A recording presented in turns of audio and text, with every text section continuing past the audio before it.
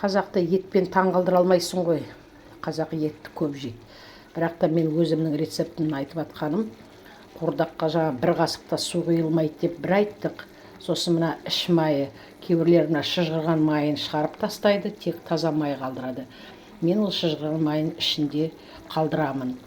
Жесек жейміз, жемесек қалады, бірақ та ол керемет қуырдаққа дәм береді. Сосын қуырдаққа, именно қуырдаққа дәм беретін ол бауыр. Бауыр.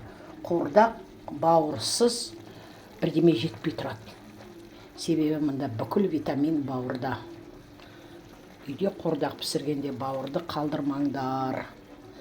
Біздің қазақ дана халық, бұрыннан осының бәрін керемет қырып қолданған. Выжыркасы дейтін керемет дәм береді. Кейбіреулері сол іш майдың жаңа выжырка, шыжғырылған май дейміз ғой, соны дейтін нанмен ысылай жейді. Ондай да болады.